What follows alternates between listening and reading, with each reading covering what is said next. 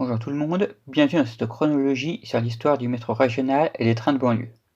Pourquoi j'écris Transilien sur cette image? C'est pour retenir votre attention, en attendant que je réponde en temps voulu. Bref, bon visionnage à tous.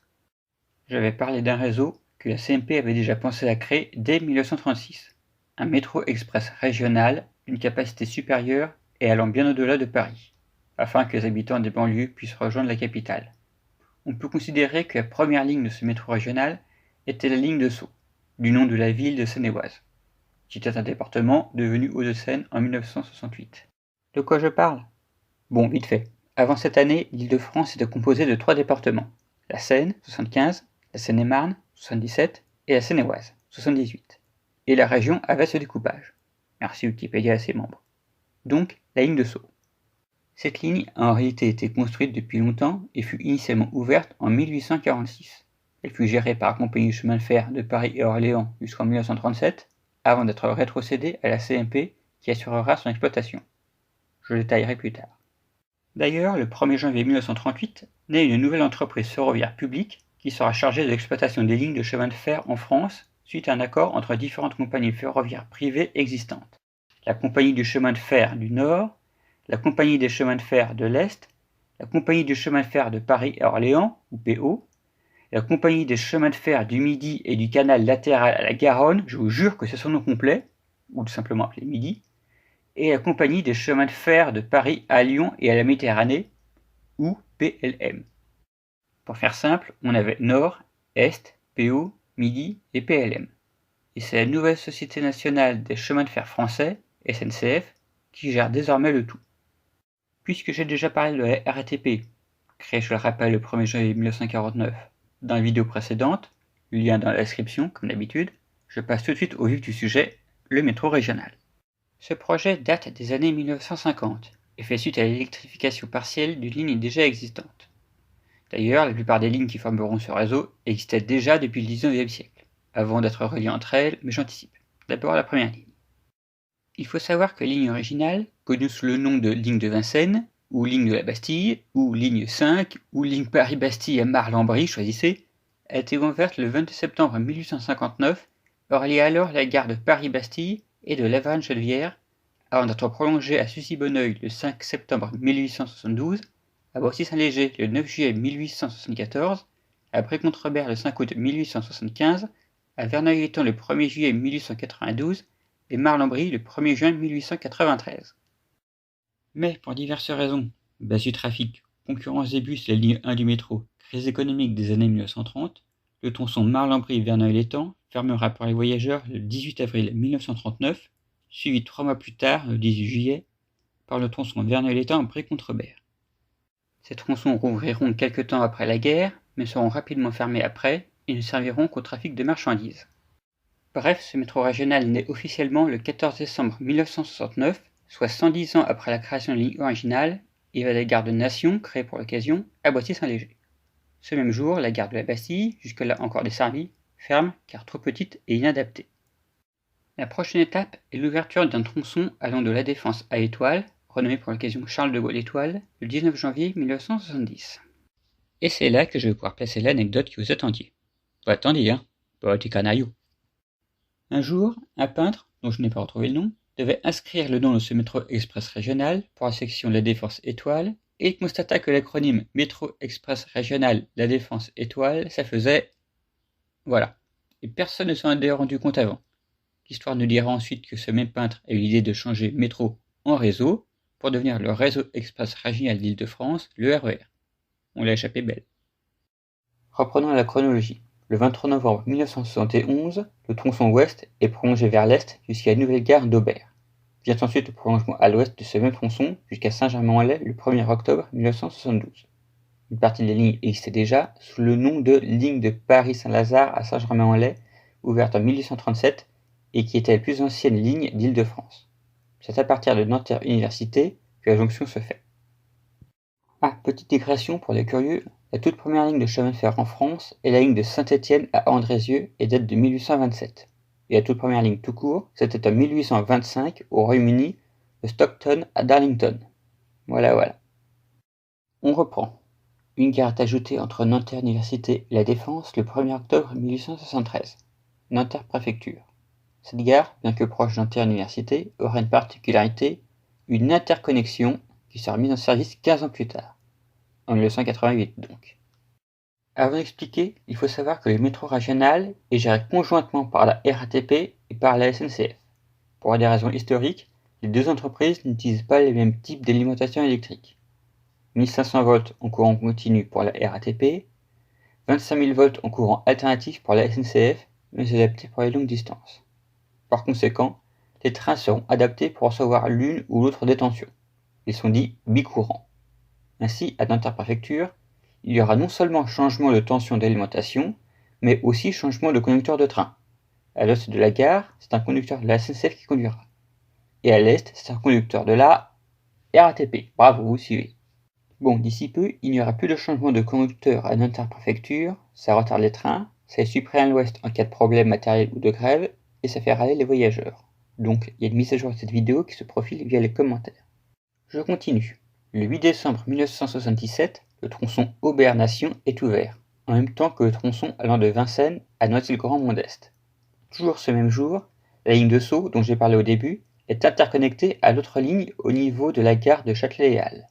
C'est à partir de ce jour que l'on parlera officiellement du réseau express régional, le RER, et que les lignes prendront les noms de ligne A du RER d'Île-de-France pour les branches de Saint-Germain-en-Laye, Boissy-Saint-Léger et Noisy-le-Grand-Mont-d'Est, et ligne B pour les branches que je détaillerai en temps voulu, patience. Le 19 décembre 1980, prolongement à l'est de Noisy-le-Grand-Mont-d'Est à Torcy-Marne-la-Vallée. Non, ce n'est pas une erreur de nom, vous allez comprendre après. Le 5 mars 1984, le premier train bicourant circule, préparant la voie à l'inauguration de l'interconnexion de Nanterre Préfecture le 29 mai 1988, avec l'ouverture ce jour-là d'une nouvelle branche allant jusqu'à Cergy-Saint-Christophe. Un an plus tard, le 29 mai 1989, une cinquième et dernière branche ouvre à l'ouest entre les gares de Maisons-Laffitte et Acharville et va jusqu'à Poissy. Le 1er avril 1992, nouveau prolongement de Torcy à Marne-la-Vallée-Chessy, dont l'existence a été motivée par l'ouverture d'un parc d'attractions. Cette fois, c'est bien la gare de Torcy, renommée ainsi pour l'occasion. Passons au 29 août 1994, avec le prolongement de Cergy-Saint-Christophe à Cergy-le-Haut, et l'ouverture le même jour de la gare de Neuville-Université. Le 14 juin 2001, la gare de Céris-Montévrain-Val d'Europe ouvre, entre les gares de Bussy-Saint-Georges et Marne-la-Vallée-Chessy. C'est son nom complet, mais abrégé en Val d'Europe sur les plans et affichages en gare. Voilà qui clôt la ligne A, passons à la ligne B. Donc, si vous avez suivi, la ligne B a été inaugurée le 8 décembre 1977. À l'origine, cette ligne fut inaugurée le 7 juin 1846, ouverte le 23 juin, et reliait la gare de Paris-d'Enfer, devenue d'Enfer-Rochereau en 1895, à la gare de Sceaux. Je vous passe les détails, mais une nouvelle branche, depuis Bourg-la-Reine et allant jusqu'à Orsay, ouvrit le 28 juillet 1854, suivi d'un prolongement jusqu'à Limours, qui ouvrit le 26 août 1867. Le 17 mai 1893, la ligne fut prolongée de Sceaux à Robinson. Le 31 mars 1895, la gare du Luxembourg ouvre. Le 15 mai 1939, le tronçon Saint-Rémy-Chevreuse-Limours n'est plus exploité, car peu rentable. Enfin, en 1977, le 8 décembre, un prolongement est ouvert jusqu'à la gare de Châtelet-les-Halles. Le 20 mai 1976, la ligne d'Aulnay-sous-Bois à Roissy 2, ou ligne de Roissy, est ouverte. Le nom dit tout sur ces terminus. Le 30 mai, elle va jusqu'à Gare du Nord. Le 10 décembre 1981, la branche sud est prolongée à Gare du Nord et la ligne de Roissy y est intégrée. En janvier 1983, aucune précision sur le jour, la gare Parc des Expositions ouvre. Le 27 septembre 1987 est appliquée, comme sur la ligne A, une interconnexion à Gare du Nord avec changement de conducteur. Les mêmes tensions que pour la ligne A sont appliquées, vu qu'il s'agit de rames issues de cette ligne-là. 1500 volts continu sur la partie RATP au sud, 25 000 volts alternatifs sur la partie SNCF au nord. Cette interconnexion va durer jusqu'au 9 novembre 2009, date à partir de laquelle il n'y aura plus qu'un conducteur unique d'un bout à l'autre de la ligne, sauf les jours de grève bien sûr. Le 25 janvier 1998, la gare La Pen Stade de France ouvre et la gare La Pen Voyageurs ferme, en vue de l'événement sportif qui se profile pour l'été. Dois-je préciser lequel ? Vite fait alors. Voilà. Allez, la suite. Bon, passons à la ligne C, anciennement appelée transversale rive gauche. Cette ligne d'une complexité incroyable, car elle est la réunion de plusieurs lignes existantes. Voyez par vous-même. On va y aller mollo, rassurez-vous. Autant dire que je vais simplifier, le manque de clarté des informations ne m'aura pas facilité la tâche sur ce coup-là. Pour commencer, parlons de ce qui deviendra la ligne des Invalides à Versailles-Rive-Gauche. Nous sommes en 1840, le 10 septembre. Une courte ligne ouvre entre les gares de Versailles-Rive-Gauche et Viroflay. Du 1er février au 22 décembre 1867 est ouvert un embranchement provisoire allant de Grenelle, sur la ligne de la Petite Ceinture, au Champ de Mars, pour desservir l'exposition universelle de 1867. Si vous n'avez pas vu mes vidéos sur le métro, sachez qu'elle fut ouverte progressivement entre 1852 et 1869. 10 ans plus tard, le 25 novembre 1877, une nouvelle ligne définitive ouvre au même emplacement pour l'exposition universelle de 1878, mais seulement pour les marchandises de la dite exposition. Les voyageurs devront attendre le 1er avril 1878 pour en profiter. Le 1er mai 1889, un tronçon ouvre entre les gares de Javel, devenu pont du Garigliano, hôpital européen Georges Pompidou en 2012, et à ne pas confondre avec la gare actuelle nommée Javel, située un peu plus au nord, et Issy-Plaine, devenue ici Val-de-Seine le 1er juillet 1997. La gare de Grenelle n'est plus desservie par cette ligne car plus pratique. Et encore, je résume. Bref. Le 12 avril 1900, la ligne est prolongée aux Invalides pour l'exposition universelle de 1900. Bonne réponse. Le 1er juillet 1901, le tronçon d'Issy-les-Plaines à Meudon-Malfleury est mis en service. Le 31 mai 1902, le tronçon de Meudon-Valfleury à Viroflay rive gauche ouvre à son tour, permettant une desserte complète de la ligne des Invalides à Versailles rive gauche. Voilà pour la première ligne qui va nous intéresser. Passons à la deuxième. Il sera question de la ligne de Paris-Orléans, qui ouvrira d'abord de la gare d'Orléans, future gare d'Austerlitz, à Juvisy le 20 septembre 1840, avant d'atteindre Orléans le 5 mai 1843, puis Bordeaux-Saint-Jean le 5 novembre 1860 pour les voyageurs. Une autre ligne ouvre le 28 mai 1900, toujours pour l'exposition universelle, de Quai d'Orsay à Paris-Austerlitz. Mais il s'agit plutôt d'un prolongement de la ligne Paris-Austerlitz à Bordeaux-Saint-Jean, du moins jusqu'en 1939, où la gare d'Austerlitz devient un terminus commun à ces deux lignes. Je ne détaille pas sur ce point, je manque d'informations. Ce qu'on va garder pour la suite, c'est la section de Quai d'Orsay à Étampes, celle qui va vers Bordeaux. Il va s'intéresser à l'embranchement juste après Étampes, qui ouvre le 19 février 1905 et s'arrête à Saint-Martin-d'Étampes. Pour les 4 prochaines lignes, j'abrège, leurs histoires sont liées. La ligne d'Auteuil, qui ouvre le 2 mai 1854 et se greffera à celle de la Petite Ceinture en 1867. Pont-Cardinet en deviendra le terminus en 1922 à la place de Saint-Lazare. La ligne de Saint-Ouen-les-Docks, ouverte le 19 mars 1862, qui est un raccordement entre les docks de Saint-Ouen et la gare avenue de Saint-Ouen sur la Petite Ceinture. La ligne du Boulainvilliers, qui est un raccordement ouvert le 12 avril 1900 entre la gare avenue Henri-Martin sur la Petite Ceinture et Champ de Mars sur la ligne des Invalides à Versailles rive gauche, afin de desservir l'exposition universelle de 1900. Bravo, vous suivez. Et si vous avez bien suivi, c'est ce même 12 avril que la gare Invalide ouvre. Enfin, la ligne des Grésillons, aussi nommée ligne de la Plaine et à Montauban, ouvre le 1er juillet 1908. La ligne des docks est intégrée et a pour terminus Gare du Nord jusqu'au 25 septembre 1977, où Saint-Ouen-Garibaldi devient terminus. Ces 4 lignes, Auteuil, Saint-Ouen-les-Docks, Boulainvilliers et Grésillon, seront réunies des années plus tard pour former la ligne d'Amontauban à Champ de Mars le 25 septembre 1988, aussi appelée liaison Vallée de Montmorency Invalide, vous l'avez mis, mais j'anticipe. Voyons d'abord les 3 branches qui vont se greffer à la ligne Orsay-Saint-Martin-d'Étampes évoquée plus tôt. D'abord, parlons de la ligne de Brétigny à la Membrol-sur-Choisy, une ville voisine de Tours, qui ouvre de Brétigny à Vendôme le 28 décembre 1865 et de Vendôme à la Membrol-sur-Choisy le 5 août 1867. La section qui va nous intéresser va de Brétigny à Dourdon-la-Forêt. Pour la suivante, si vous avez vu ma première vidéo sur l'histoire du métro, lien en description comme toujours, vous vous souvenez peut-être de la ligne de la Grande Ceinture rapidement évoquée. Eh bien c'est la section entre Versailles-Chantier et Juvisy qui nous intéresse. Elle ouvre aux voyageurs le 1er mai 1883. Et enfin, la ligne de Choisy-le-Roi à Massy-Verrières, aussi nommée ligne de la Grande Ceinture stratégique, car demandée par l'armée. Elle ouvre le 18 octobre 1886 aux voyageurs, entre la gare Massy-Verrières et la gare des Saules, puis le 1er juillet 1906 entre les Saules et Choisy-le-Roi, avant de fermer le 15 mai 1939 entre Orlyville et Massy-Palaiseau, et rouvrir le 3 novembre 1969 entre Orlyville et Pont-de-Rungis, et le 25 septembre 1977 entre Pont-de-Rungis et Massy-Palaiseau.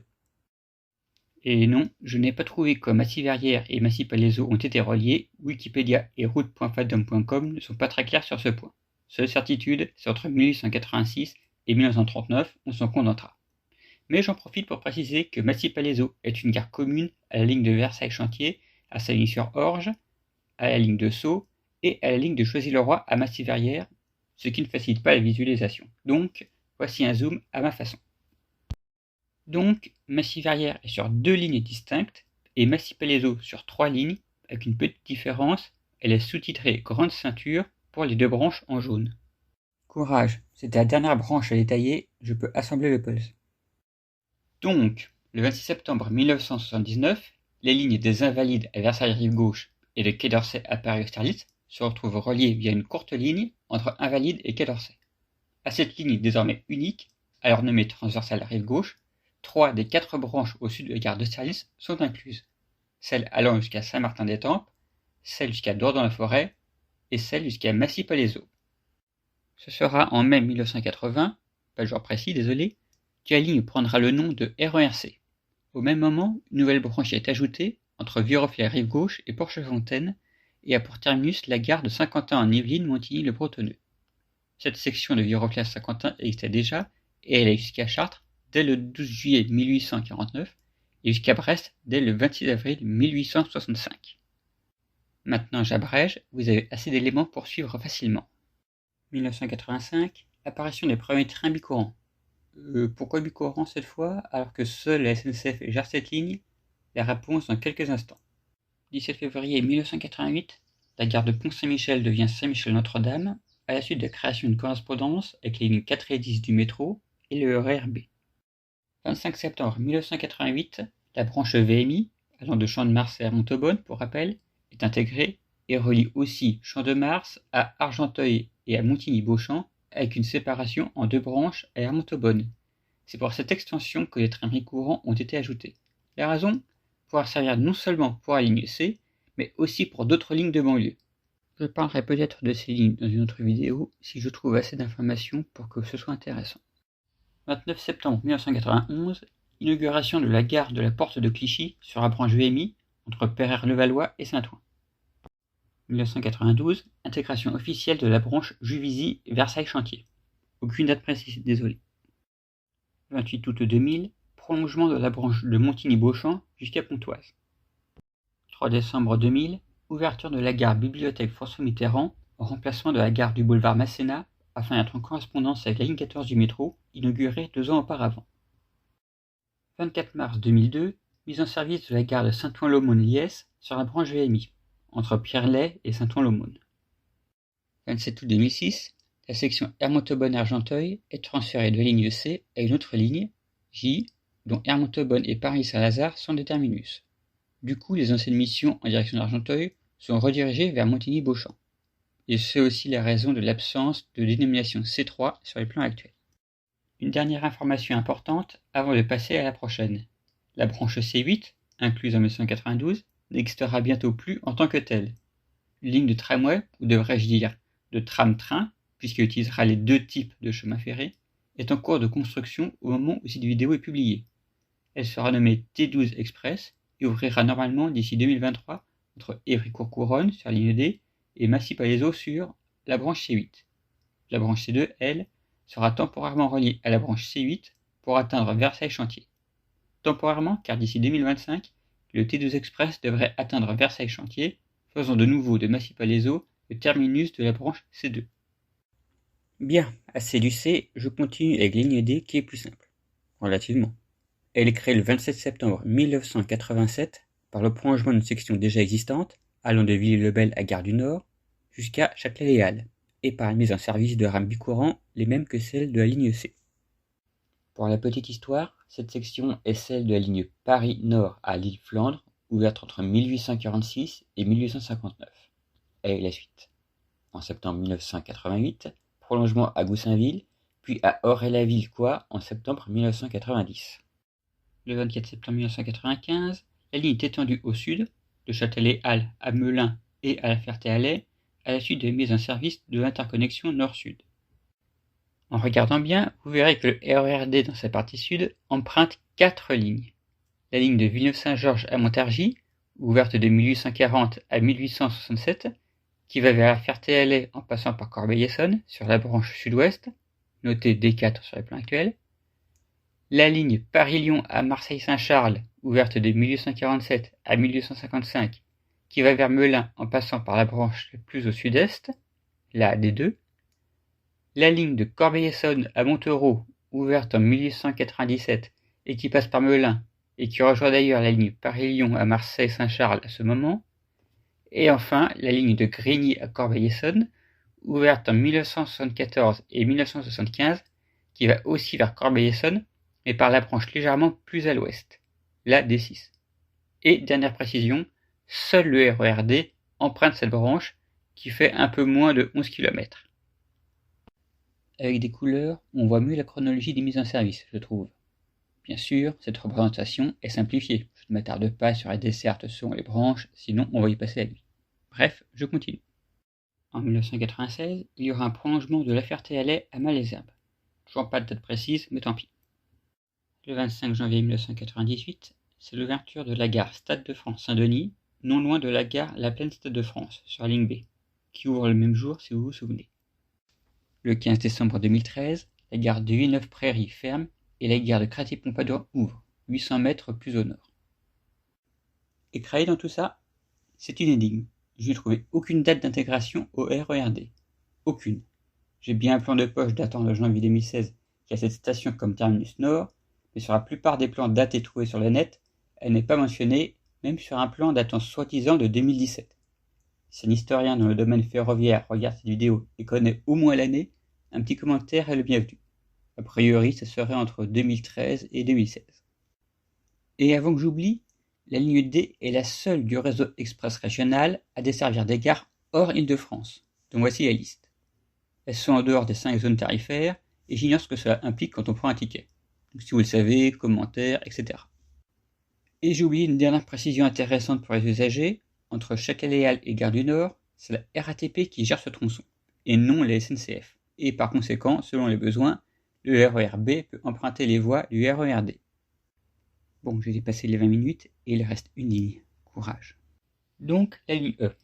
Son principal objectif est de désengorger la ligne A qui est à la limite de la saturation. Quand on pense que la ligne A devait désengorger la ligne 1 du métro, qui elle-même devait désengorger les rues de Paris à la fin du XIXe siècle, on va pas continuer avec les histoires de circulation et autres travaux supervisés par le baron Haussmann, je vous laisserai vous renseigner, mais j'en profite pour préciser quelque chose. Paris a sa superficie actuelle depuis 1860, mais bon, je vais simplifier, sinon on s'en sort pas. Bref, la ligne E. C'est le 13 octobre 1989 qu'est annoncé la réalisation des projets EOL et Météor. EOL est le nom donné à la ligne E pour Est-Ouest Liaison Express et Météor pour Métro Est-Ouest Rapide, le nom donné à la ligne 14. Le 12 juillet 1999, la ligne E est inaugurée. 2 jours plus tard, le 14, la section de Haussmann-Saint-Lazare à Chelles-Gournay est mise en service. Et le 30 août de la même année, c'est au tour de la seconde branche, entre Noisy-le-Sec et Bondy, jusqu'à Villiers-sur-Marne le Plessis-Trévise. Le 14 décembre 2003, la branche sud est prolongée de Villiers-sur-Marne à Tournant, et le 13 décembre 2015, la gare Rosa Parks ouvre. Et après, à l'heure actuelle, seule la ligne E va connaître un prolongement, à l'ouest. En 2023, en milieu d'année jusqu'à Nanterre-la-Folie, et en 2024, ça sera jusqu'à Mantes-la-Jolie. Sans oublier une gare entre Les Bouleaux-Champigny et Villiers-sur-Marne le Plessis-Trévise, attendue pour 2025, et qui portera le nom de Brie-Villiers-Champigny. Ce n'est pas tout. La ligne E sera en plus dédoublée sur le tronçon central. La branche ouest ira jusqu'à Rosa Parks, et l'autre ira jusqu'à Nanterre-la-Folie. Sachez également que les rails sont déjà là, et sont utilisés pour le fret, ainsi que par les intercités Normandie, les TER Normandie et les lignes J et N du Transilien. Intercités, TER, Transilien, ligne J et N, c'est quoi encore tout ça? Vous avez de la chance, je peux vous répondre. C'est la magie des transitions. Les intercités, ce sont tout simplement les trains classiques, entre guillemets, reliant des grandes villes. À l'origine, il y avait différentes dénominations telles que corail, fusion de confort et rail, pour désigner les voitures sur rail utilisées, Théose, pour les gares non desservies par les TGV, ou encore l'UNEA, pour les trains de nuit, ceux où l'on peut dormir. Je détaille pas trop, je risque de vous perdre, tout comme en lisant tous ces articles. Tout ça pour dire, intercité, c'est le terme utilisé pour succéder aux dénominations précédemment citées. Voilà, et ce nom est apparu le 2 janvier 2012. Pour la petite histoire, de 2006, date de sa création, jusqu'en 2012, ça s'appelait Corail Intercité. Vous suivez? Moi non plus. Alors j'enchaîne. TER, c'est pour Transport Express Régional, et non T pour train comme j'ai cru jusqu'alors, car ça concerne les trains et les autocars. On a tendance à oublier, mais les autocars font bel et bien partie du service, histoire de couvrir plus de territoire. Et pour information, l'apparition du cycle TER date de 1986. C'est l'heure de répondre à la toute première question que vous vous êtes posée, pourquoi j'ai écrit Transilien? Voici la réponse. Le Transilien, lui, concerne uniquement l'Île-de-France, alors que le TER concerne toutes les autres régions. À l'origine, on parlait de train de banlieue, et ce jusqu'en 1999. Depuis, ce nom désigne l'ensemble du réseau francilien. Transport francilien, vous avez compris. Enfin, pas tout à fait. Je vais en surprendre plus d'un, mais cela englobe l'ensemble des lignes du RER, A, B, C, D, E, auxquelles s'ajoutent les lignes de train dites du Transilien, H, J, K, L, N, P, R et U, ainsi que les lignes de tramway T4 et T11 Express. Pourquoi seulement T4 et T11 Express? Car les autres lignes de tramway, 1, 2, 3A, 3B, 5, 6, 7, 8, sont exploitées par la RATP, tout simplement. C'est la SNCF qui gère le réseau transilien, pas la RATP. C'est pour cela que les lignes de métro ne font pas partie du réseau transilien. Et comme lignes A et B du RER sont co-gérées par la RATP et la SNCF, elles font partie du réseau transilien. Concernant la ligne T9 du tramway, elle n'est exploitée ni par la RATP ni par la SNCF, mais par Keolis, une société de transport franco-québécoise. Quant à la ligne T10, elle est à ce jour, en juin 2022, en cours de construction, tout comme les lignes T12 et T13. La T12 sera exploitée par la SNCF et la T13 par Transkéo, une filiale détenue par la SNCF et Keolis. Donc oui, la concurrence a commencé. Une question se pose, pourquoi manque-t-il des lettres dans la ligne du Transilien? Elles ne manquent pas, elles ont été volontairement écartées pour éviter des confusions avec d'autres lettres ou des chiffres. Regardez. Pas de I, pour ne pas confondre avec 1, pas de M comme métro, pas de O ni de Q, pour ne pas confondre l'une avec l'autre, pas de S, pour ne pas confondre avec 5, pas de T comme tramway ou transilien, et il n'y aura pas de V pour ne pas confondre avec U, et vraisemblablement pas de W, X, Y ou Z. Et il n'y a ni F ni G si jamais de nouvelles lignes de RER se construisent un jour, ce qui est à mon avis extrêmement improbable. Bien, je m'arrête là. Détailler toutes ces lignes du Transilien rendra cette vidéo déjà dense encore plus indigeste. J'espère que tout cela vous aura permis d'y voir un peu plus clair dans ce méli-mélo ferroviaire. J'ignore si je ferai une vidéo sur les autres lignes du Transilien à l'avenir, le temps nous le dira. À bientôt, peut-être.